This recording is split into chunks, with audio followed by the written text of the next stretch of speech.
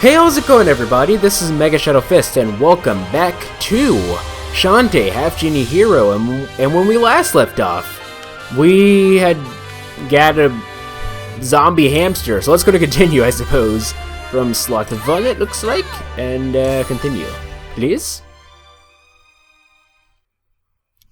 And without further ado, so we got this zombie hamster in the previous recording session, but there was something else that we were supposed to do aside from that, so we're gonna go ahead and take care of that. Whatever it is, I suppose. By the way, according to Steam, I've been playing this game for 9 hours. 9 persons, 9 doors, which is interesting because the game is supposed to only be like 5.5 hours, so I don't know. Find me a hat that looks really nice, McKay. A hat that looks really nice. He said there was somebody in the art gallery waiting for us, didn't he? This little kid? I think he said something like that. So Azure Knight over at the item shop. The Azure Knight. So that's probably where we need to get the hat, I imagine.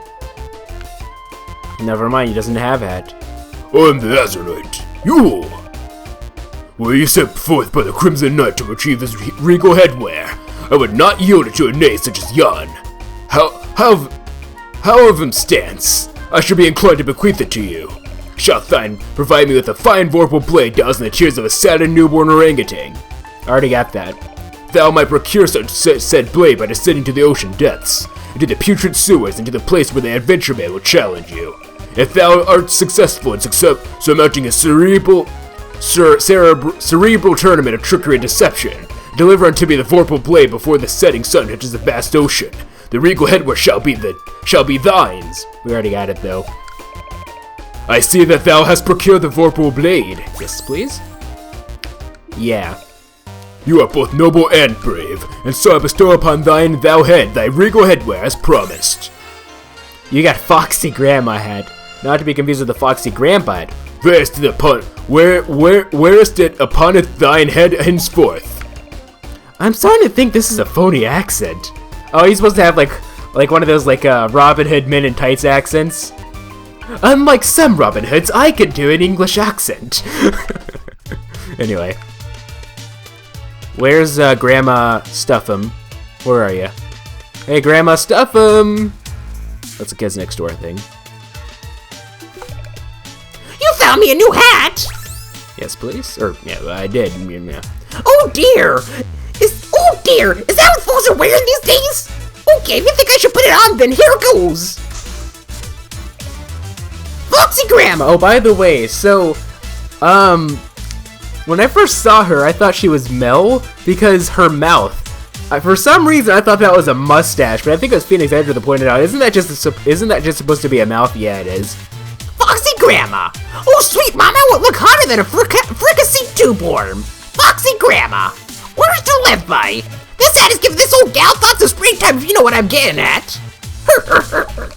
In fact, I think I feel a romantic sob coming on. Oh, jeez. Now, I hope this ain't too hot and steamy for general audiences. Here goes. I wasn't planning on singing, but... You got Mermaid Bubble. Oh dear, now that didn't go to plan. That mermaid bubble must have been stuck somewhere deep down inside that along with my villains. Yep, well you can keep it. Oh, I think this must be how we, break stuff underwater, huh?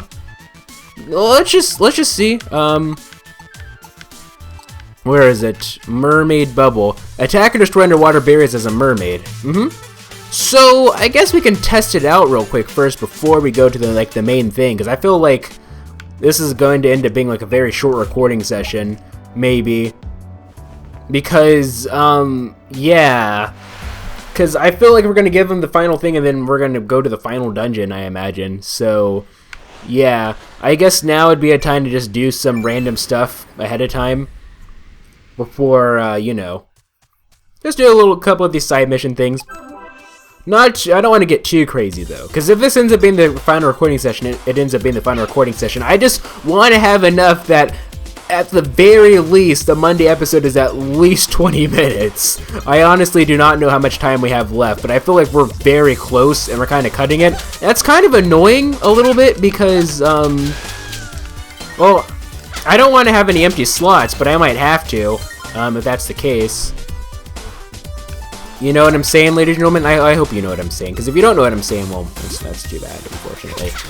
It's only because, you know, I live in a dorm room, you know, I have a roommate, I can't just record whenever I want to. I mean, even if I didn't have a roommate, I wouldn't be able to record just whenever I want to, because I have to worry about, like, other people, and people care about their grades and stuff. People want to study, frickin' delinquents. How dare you? So, you know, I can't just do it whenever. Kind of annoying, but that's just how it's going to have to be, unfortunately. Like, that's legitimately just how it's going to have to be for legitimately probably the rest of my life. Like that's just one thing, honestly. One annoying thing about this whole YouTube thing is, like, whenever I decide where, you know, I need to live or anything of that sort, which is especially prevalent because, you know, like now that, you know, like, I'm an adult and whatnot, and, you know, I, like, you know, I'm not really like an adult, but I'm an adult. Do I just go into harpy mode or something? And just, like,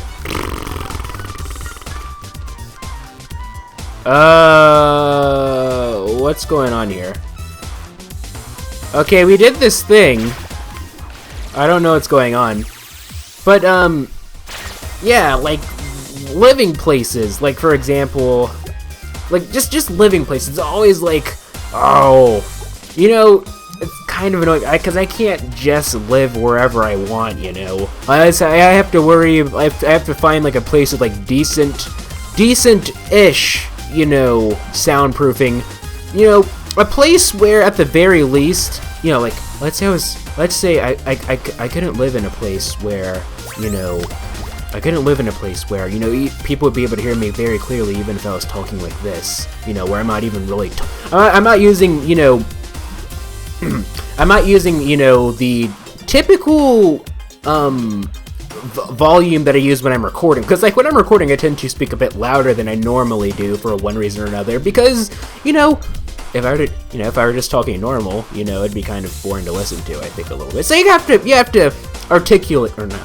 Well, I do need to articulate, because I'm not very good at that, but, you know, you have to, you have to raise the roof, raise it up real high, raise the roof, raise it till we die. I think that's it for this section, so let's go ahead and do the warp dance to the next one. There are a couple places that we can access with the mermaid just yet. Either here. No, you know, that's just like a minor annoyance. You know, it gets kind of annoying sometimes, because it's like, oh, like, do I really have to break this every single time? Okay. I don't think there was anything here. But, let's just go over to the next section. Go to mermaid mode. It's just one of those things. You know, you ever been in one of those moods, ladies and gentlemen, where you just wanna just... Let's see, how do I put it?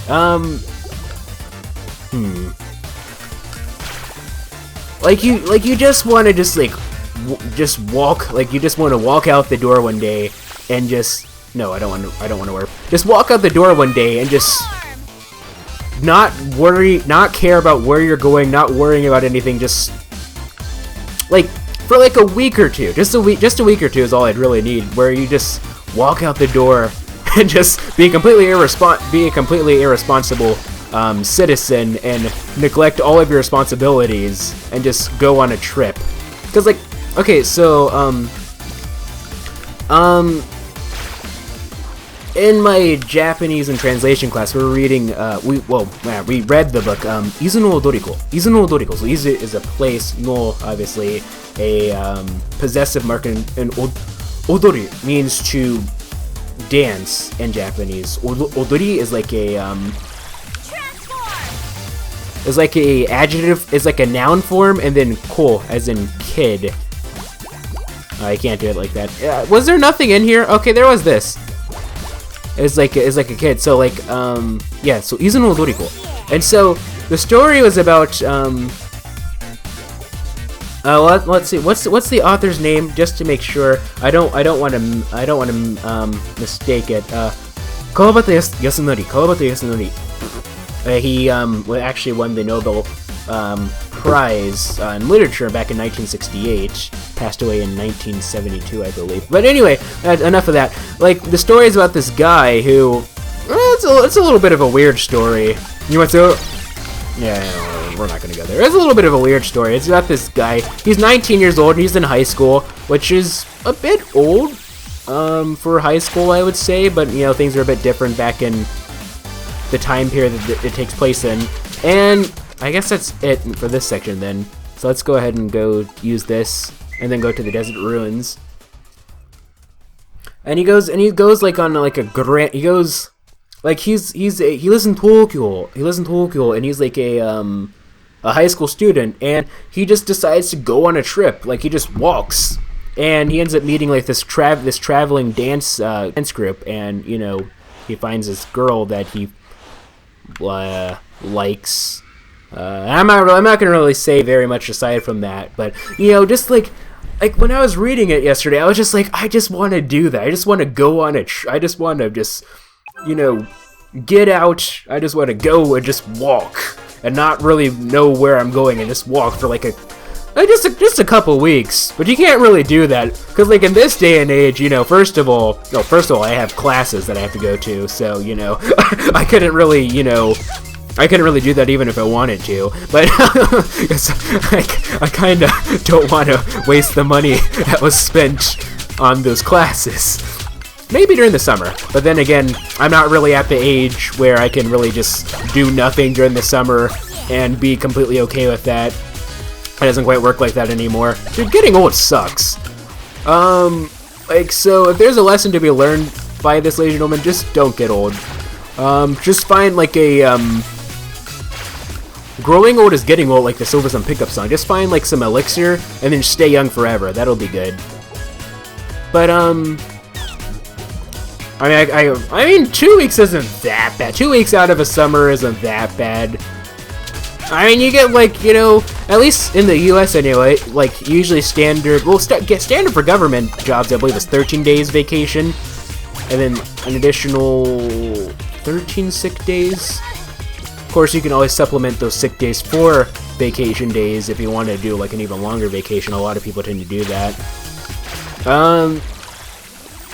Anywho, Lederhosen. Yeah, I just want to do that, but I can't.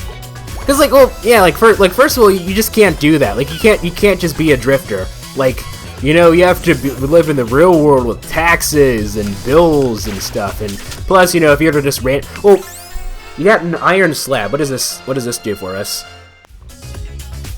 We got an achievement. That's cool, but what does it do for... Okay, just like another quest item, it looks like. Oops. I don't want to be you. I want to be the mermaid. Like the 13th year. You guys ever seen that? This is a movie that came out... Disney Channel original movie that came out during like the late 90s. It's called The 13th Year. About this kid who turns 13 and discovers that he is the son of a mermaid, and he starts transforming into a mermaid. And it was the movie that made me think that when I turned 13, I would get superpowers too. Still waiting on those superpowers. And then I was like, okay, well, you know, well, I didn't actually believe it at this point, but I was like, you know what? You know, maybe 18 will come along and I'll get my superpowers. 18 came along, didn't get my superpowers. Then I was like, oh, okay, maybe 21. Maybe 21 I'll get my superpowers. Well, I'm 21 right now, still no superpowers. I'm waiting to get shot by the arrow and to get my frickin' stand. Hasn't happened yet. I think that's it here. I think that's it here. So, what was I talking about again? Oh yeah, just wanting to, cause, anyway, and let's go do that Echo Sonic location thing, in that one area, and then I think that'll be it for just like random stuff, and then we can just continue with the story. I think we're pretty much almost 100% finished with the game at this point. I wonder if there's anybody that needs a statue. Cape Crustacean. But what was I talking about again? Oh yeah, I just want to do that. But like you can't. Like I'm kind of envious, you know. Like if people who lived like 100 years ago, 150 years ago, they could just do stuff like that and no one cared. Like you can't do that anymore. Like like nowadays you have too much of a quote-unquote responsibility to society to be able to do stuff like that, let alone to be able to do it when you're in high school. Like you just couldn't do something like that. It's just one of those things. Cause oh yeah, I guess that's what I wanted to say. Oops. Like reading those like Japanese short stories and everything's made me start writing my own Japanese short stories. Warp to the next area, yes please.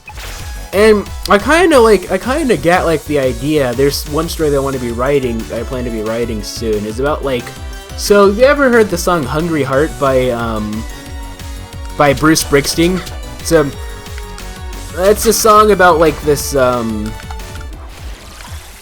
It's a song about this. Oh, actually, it's kind of not really what I want to do. I don't want to be like this, but like it's about like this dad who like a deadbeat dad who just decided to just go up in arms and just leave his family. He was like, yo, let's see.